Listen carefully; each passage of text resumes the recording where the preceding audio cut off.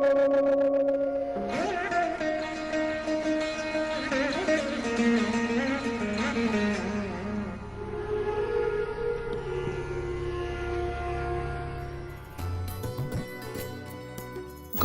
इतिहास, शानदार परंपराएं और शिक्षा से पूरे विश्व को रोशन करती बिहार की संस्कृति।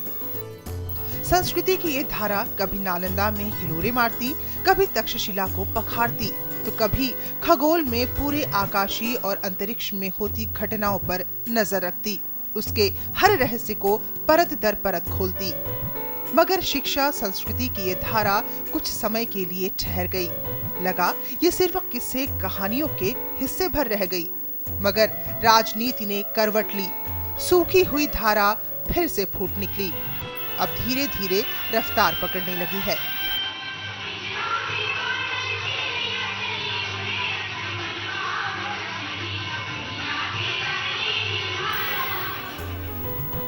शिक्षा के क्षेत्र में बिहार फिर से विश्व को नई राह दिखाए, इसके लिए बिहार सरकार ने शानदार पहल की है। ये पहल कई योजनाओं की शक्ल में सामने आई, जिसके परिणाम अब जमीन पर दिखने लगे हैं। हम लोगों ने प्राथमिक शिक्षा में, माध्यमिक शिक्षा में ये कोशिश की है कि नामांकन बढ़े। आउट ऑफ स्कूल चिल्ड्रन की संख्या 12.5% से घटकर 2% के आसपास हो गई। तो हमारे सामने उस क्षेत्र में चुनौती है गुणवत्ता की, क्वालिटी की। उसके लिए शिक्षा विभाग ने कई नई पहल की है और मुझे पूरा विश्वास है उसका परिणाम होगा कि उससे जो छात्र एक बार स्कूल में जाएंगे वो अपनी पढ़ाई पूरी करके निकलेंगे। ड्रॉप आउट्स उसमें कम होंगे। विद्यार्थियों की संख्या बढ़ी है और विशेष तौर पर छात्राओं की संख्या में बड़ी वृद्धि देखी गई है। 2005 से पहले बिहार में शिक्षा की स्थिति बेहद खराब थी। 2001 के आंकड़ों के मुताबिक जब देश में साक्षरता का प्रतिशत 64.84% था, उस वक्त बिहार में साक्षरता का प्रतिशत केवल 47% था। बिहार की महिलाओं में भी साक्षरता की हालत अच्छी नहीं थी। 2001 में देश में 53.57% और बिहार में 33.12% महिलाएं ही साक्षर थी। इसके लिए जिम्मेदार थे कई आर्थिक और सामाजिक कारण। स्कूलों की संख्या बहुत कम थी, स्कूलों तक विद्यार्थियों की पहुंच भी कम थी। गरीबी, भुखमरी, लड़कियों महिलाओं के बीच शिक्षा और साक्षरता को लेकर अरुचि और संसाधनों का असमान वितरण। बिहार में जो विकास का सोच है, समावेशी विकास और एक समावेशी समाज का, तो समावेशी समाज तो तभी संभव है यदि शिक्षा का विकास ऐसे वर्गों में जिनके बीच शिक्षा का अभाव रहा हो, ताकि वो पूरी तरह अपनी क्षमताओं का विकास कर सकें। 2005 में अपने गठन के बाद नई सरकार ने उठाए कई बेहतरीन कदम। इन कदमों में से एक था अक्षर आंचल योजना। योजना ने बिहार में महिला शिक्षा के क्षेत्र में उल्लेखनीय परिणाम दिए और शिक्षा के प्रतिशत में जबरदस्त वृद्धि हुई। 2011 में देश में साक्षरता दर 64.84% से बढ़कर 74.04% हो गई और बिहार में ये दर 47% से बढ़कर 59.68% हो गई। 2011 में जहां 53.57% से बढ़कर देश में महिलाओं की साक्षरता दर 65.46% और बिहार में ये दर 33.12% से बढ़कर 53.33% हो गई। बच्चों की उपस्थिति बेहतर बनाने के लिए एवं स्कूल विद्यालयों के प्रति आकर्षण बढ़े, पोशाक योजना है, साइकिल योजना है, पाठ्य पुस्तक उपलब्ध कराने की योजना है, मध्याह्न भोजन की योजना भी चल रही है। ये सब योजनाएं तो चली रही हैं और इनके बेहतर परिणाम लाने के उद्देश्य से हम लोगों ने एक निर्णय लिया है कि इन सभी योजनाओं का लाभ तभी मिलेगा जब विद्यालयों में छात्रों की उपस्थिति 75% होगी।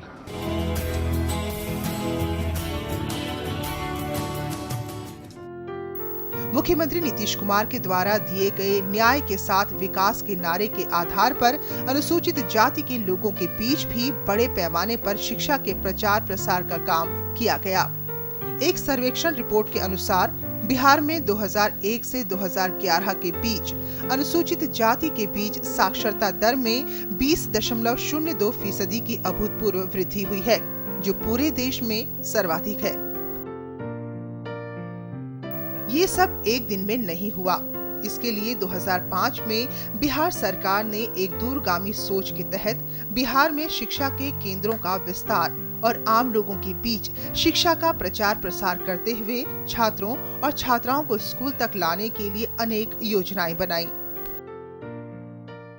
बिहार के मुख्यमंत्री श्री नीतीश कुमार राज्य में शिक्षा में सुधार के लिए कितने गंभीर थे, ये इस बात से पता चलता है कि राज्य के संपूर्ण बजट का 1/4 हिस्सा शिक्षा के उत्थान के लिए खर्च किया जा रहा है।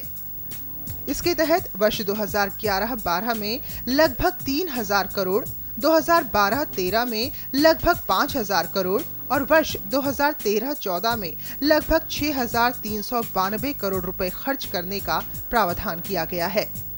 बिहार सरकार ने योजनाबद्ध तरीके से प्रतिभावान लोगों का ग्रुप बनाकर इस अभियान को जन जन तक पहुंचाया। हर जिले में कई नाट्य संस्थाओं को इस अभियान से जोड़ा गया। सर्व शिक्षा अभियान के अंतर्गत इन नाट्य संस्थाओं ने शिक्षा के अधिकार के संदेश को बिहार की 8,405 ग्राम पंचायतों तक सफलतापूर्वक पहुंचाया। पिछले 7 सालों में लड़कियों के स्कूल आने की दर में उल्लेखनीय वृद्धि देखने को मिली है। लड़कियों को स्कूल तक लाने के लिए सरकार ने अनेक योजनाएं शुरू की हैं। लड़कियों को पोशाक और साइकिल वितरित किए जाने की योजना उनमें महत्वपूर्ण है। स्कूलों में 50% स्थान महिला शिक्षकों के लिए आरक्षित है। प्राथमिक शिक्षकों के नियोजन में महिलाओं को 50% आरक्षण की व्यवस्था की गई है। लिंग आधारित किसी भी तरह के भेदभाव को जगह नहीं मिले, इसके लिए पुरजोर कोशिश की जा रही है।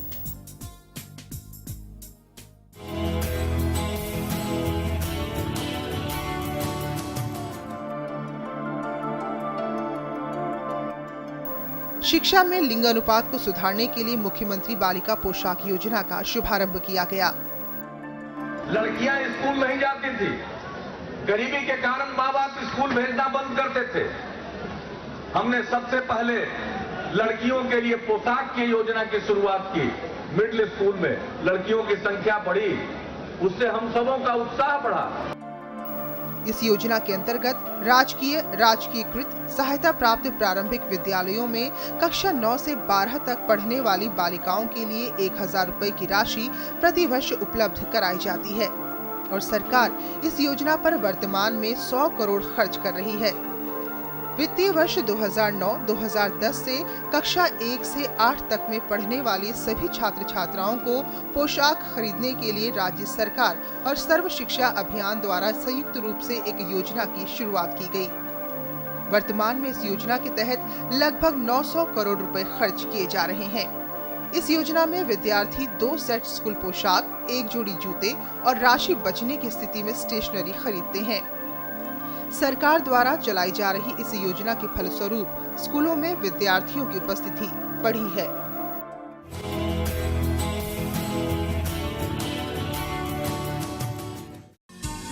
सरकार ने माध्यमिक विद्यालय स्तर पर कन्याओं की उपस्थिति को सुनिश्चित करने के लिए वित्तीय वर्ष 2007-2008 में मुख्यमंत्री बालिका साइकिल योजना की शुरुआत की। इस योजना के अनुकूल परिणामों को देखते हुए सरकार ने इस योजना में लड़कों को भी शामिल कर लिया। हमारी बेटियां गांव से चलकर साइकिल चलाते हुए स्कूल जाने लगी। पटना और पूर्णिया में लड़की साइकिल नहीं चलाती थी, अब गांव-गांव से लड़की साइकिल चलाकर स्कूल जा रहे हैं। लड़के लोगों ने कहना शुरू किया, अंकल हम लोगों का क्या होगा? तो हमने लड़कियों के तर्ज पर लड़कों के लिए भी साइकिल योजना की शुरुआत करा दी। वर्तमान में राजकीयकृत प्रोजेक्ट माध्यमिक विद्यालय, अनुदानित एवं प्रस्वीकृत मदरसा, संस्कृत एवं वित्त रहित माध्यमिक विद्यालयों में इस योजना के तहत 9वीं कक्षा में नामांकित छात्र छात्राओं को 2,500 रुपए प्रत्येक की दर से साइकिल खरीदने की राशि उपलब्ध कराई जाती है। इस योजना से लगभग 16 लाख विद्यार्थी लाभान्वित होते हैं। और वर्तमान में सरकार इस योजना पर लगभग 400 करोड़ रुपए खर्च कर रही है।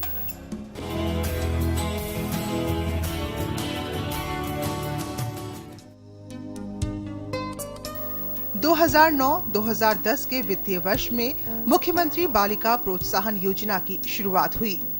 इसमें बिहार विद्यालय परीक्षा समिति द्वारा आयोजित 10वीं की परीक्षा में प्रथम श्रेणी में उत्तीर्ण सामान्य कोटि एवं पिछड़े वर्ग की छात्राओं के लिए प्रति छात्रा रुपए 10,000 की राशि छात्रवृत्ति के रूप में उपलब्ध कराई जा रही है। सरकारी विद्यालयों की कक्षा 1 से 10 में पढ़ने वाली सभी लड़कियों को छात्रवृत्ति देने की व्यवस्था की गई है। इस योजना के तहत 1,07,00,000 लड़कियां लाभान्वित हो रही हैं। वर्तमान में सरकार इस योजना पर 1100 करोड़ रुपए खर्च कर रही है।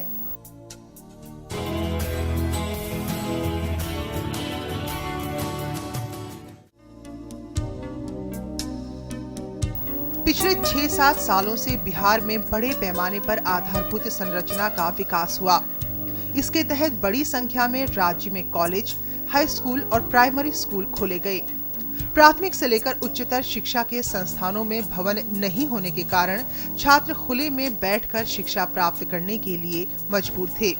नीतीश सरकार ने छात्रों के लिए भवन निर्माण को अपनी प्राथमिकता में लिया और बड़ी संख्या में भवनों का निर्माण करवाया है। हर 2-3 किलोमीटर की दूरी पर गुलाबी रंग का बना स्कूल भवन बिहार में शिक्षा के विकास के लिए सरकार के प्रयासों का सबूत है।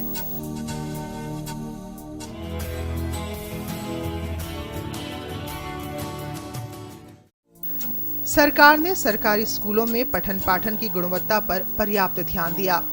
न केवल पाठ्य पुस्तकों में बदलाव किए गए, बल्कि पठन पाठन के तौर तरीकों में भी बदलाव लाए गए। अब सरकार ने शिक्षकों की गुणवत्ता को बढ़ाने के लिए प्रयास शुरू किए हैं।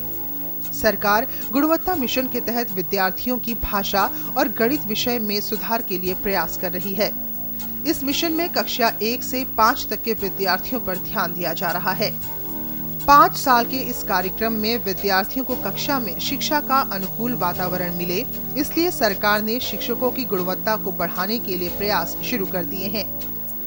इस मिशन का लक्ष्य है बिहार के प्राथमिक विद्यालयों में नामांकित हर बच्चे में उसकी कक्षा के मुताबिक समझ विकसित हो सके।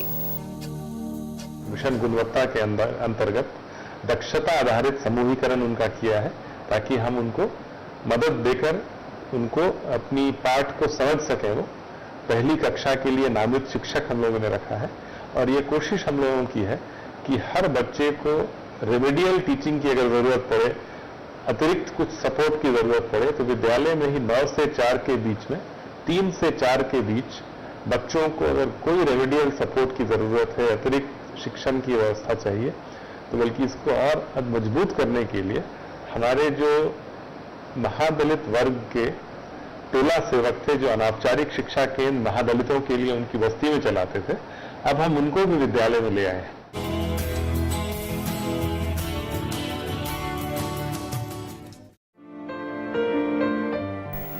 बिहार शिक्षा परियोजना के तहत बिहार सरकार ने बड़ी संख्या में कस्तूरबा गांधी बालिका आवासीय विद्यालय खोले हैं।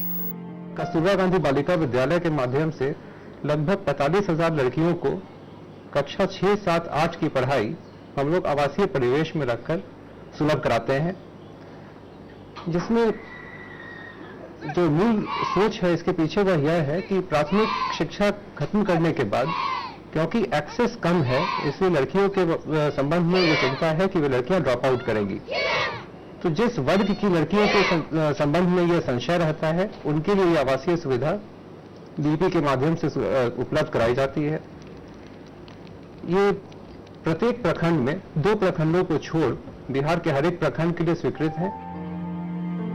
इन स्कूलों में भारत सरकार द्वारा तय मापदंड के आधार पर कक्षा 6, 7, 8 तक की पढ़ाई की व्यवस्था की गई है। पढ़ने वाली बालिकाओं की न्यूनतम आयु 10 वर्ष और अधिकतम आयु 14 वर्ष होती है। इस आवासीय विद्यालय में कुल 100 छात्राओं का नामांकन किया जाता है। इनमें 75% छात्राएं SC, ST, OBC और अल्पसंख्यक समुदाय की होती हैं। शेष 25% स्थान आर्थिक रूप से कमजोर छात्राओं के लिए हैं। राज्य सरकार ने यहाँ पढ़ने वाली छात्राओं के लिए मार्शल आर्ट और व्यावसायिक शिक्षा, पेंटिंग आदि सिखाने की व्यवस्था भी की है। इस शिक्षा के कारण जहां बालिकाएं शारीरिक रूप से मजबूत हो रही हैं, वहीं दूसरी ओर व्यावसायिक शिक्षा प्राप्त कर आर्थिक स्वावलंबन की ओर भी बढ़ रही हैं। सरकार ने यहां बोलने और सुनने में असमर्थ छात्राओं की शिक्षा के लिए भी विशेष व्यवस्था की है। यहां उन्हें 180 दिन का प्रशिक्षण देकर सामान्य शिक्षा के साथ बोलने और सुनने का प्रशिक्षण दिया जाता है। इस प्रशिक्षण का उद्देश्य उन्हें सामान्य विद्यार्थियों के साथ शिक्षा ग्रहण करने योग्य बनाना है। पहले के समय में सरकार निःशक्त बच्चों को सामान्य बच्चों से अलग रखकर पढ़ने की व्यवस्था करती थी। वर्तमान सरकार ने निःशक्त बच्चों को सक्षम बनाकर उन्हें सामान्य बच्चों के बीच सामान्य जीवन जीने की व्यवस्था की है। सरकार ने 16 प्रकार की निःशक्तता को चिन्हित कर इसके मुफ्त इलाज की व्यवस्था की है। इलाज के दौरान बच्चों के साथ अभिभावक के रहने, खाने पीने की व्यवस्था की जाती है और उनका इलाज करके उन्हें स्कूल जाने लायक बनाया जाता है।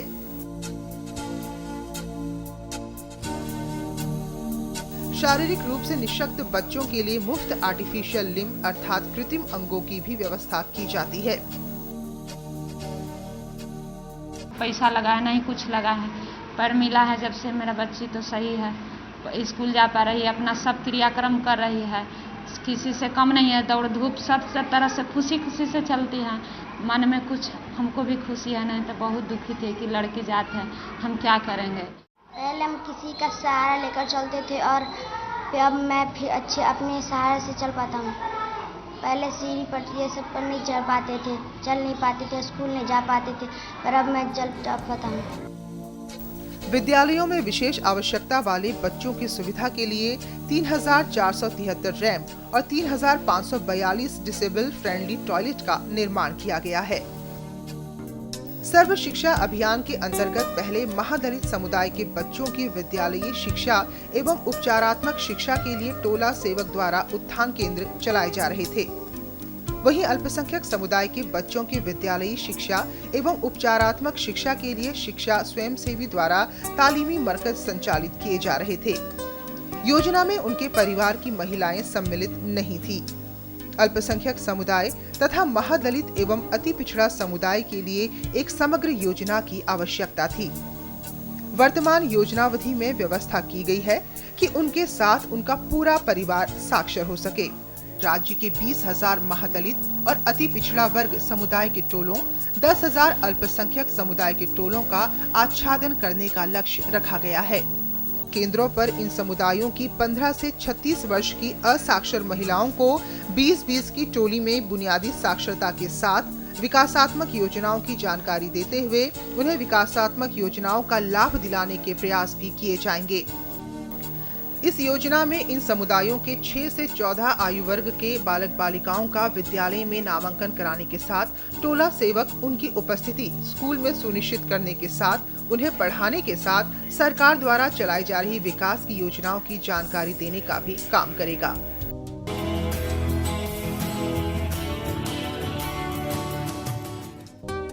राज्य में युवाओं को स्वावलंबी और उनकी बेरोजगारी दूर करने के लिए मुख्यमंत्री नीतीश कुमार ने युवाओं के हुनर कौशल विकास के लिए योजनाएं बनाने पर जोर दिया है। हमारे देश में काम की कमी नहीं है। मैं देख रहा हूं धीरे धीरे प्रदेश में भी काम के अवसर बढ़ रहे हैं, लेकिन जो काम उपलब्ध है उसके लायक लोग कम उपलब्ध होते हैं। तो इसलिए हम लोगों ने कौशल विकास पर भी बहुत जोर दिया और एक लक्ष्य रखा है कि हम 5 वर्षों में, जिसमें वर्तमान वित्तीय वर्ष शामिल है, 1 करोड़ लोगों के कौशल का विकास करें, उनको हुनरमंद बनाएंगे, स्किल बनाएंगे और इसके लिए स्किल डेवलपमेंट मिशन की स्थापना की। बिहार में इसी वर्ष 5 सितंबर यानी शिक्षक दिवस से हुनर कौशल योजना के 4थे चरण का शुभारंभ किया गया, जिसके तहत 50,000 लड़कियों को नामांकित किया गया।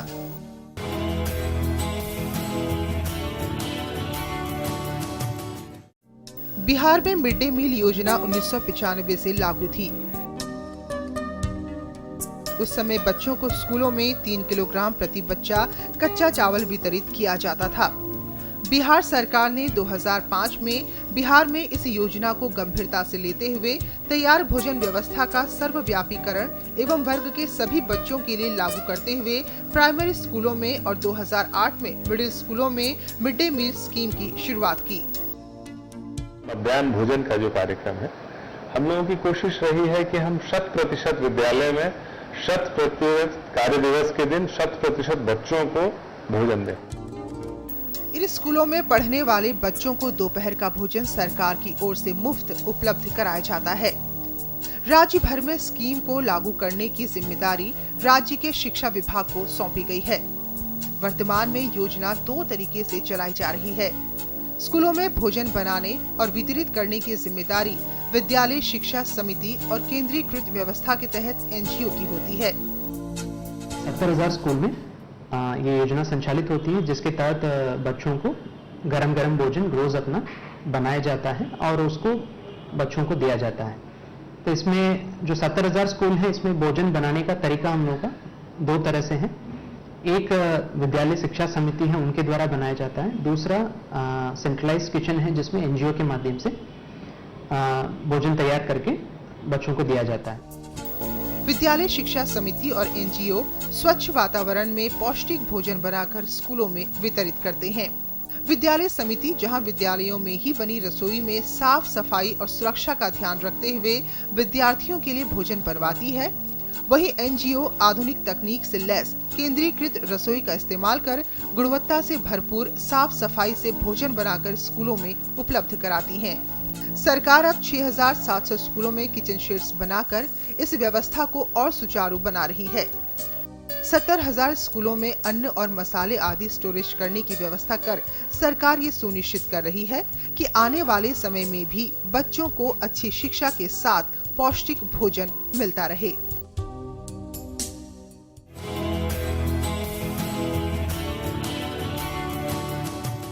जो स्थापित हमारे विश्वविद्यालय और महाविद्यालय हैं, उनके माध्यम से बिहार की जरूरतों के अनुरूप और अपने विचारों के अनुरूप हम कुछ नहीं कर सकते, तो हम लोगों ने कोशिश की कुछ नए संस्थान बने। चाणक्य विधि विश्वविद्यालय बना, चंद्रगुप्त इंस्टीट्यूट ऑफ मैनेजमेंट स्थापित हुआ, आर्यभट्ट ज्ञान विश्वविद्यालय स्थापित हुआ, नया कृषि विश्वविद्यालय बिहार कृषि विश्वविद्यालय सबौर में स्थापित हुआ। मुख्यमंत्री नीतीश कुमार की दूरगामी सोच का ही परिणाम है कि आज बिहार में उच्च शिक्षा के क्षेत्र में कई प्रयास शुरू हुए हैं। राज्य का युवा वर्ग इन प्रयासों से लाभान्वित हो रहा है। राज्य में 15 नए कम्युनिटी कॉलेज खोले गए हैं। उच्च शिक्षा की गुणवत्ता में सुधार के लिए मुख्यमंत्री नीतीश कुमार ने एक ऐतिहासिक फैसला लिया है, जिसके तहत बिहार के विश्वविद्यालयों में अब राष्ट्रीय अंतर्राष्ट्रीय ख्याति प्राप्त लोगों की नियुक्ति कुलपति के रूप में होगी। उत्तम शिक्षा सरकार की प्राथमिकता है, क्योंकि नीतीश सरकार मानती है कि बिहार का विकास तभी संभव है जब उसका मानव संसाधन उच्च कोटि का हो, और मानव संसाधन उच्च कोटि का तभी संभव है जब शिक्षा का स्तर बेहतरीन हो। सरकार के निरंतर प्रयासों से आज शिक्षा के क्षेत्र में उल्लेखनीय परिवर्तन दिखाई देते हैं।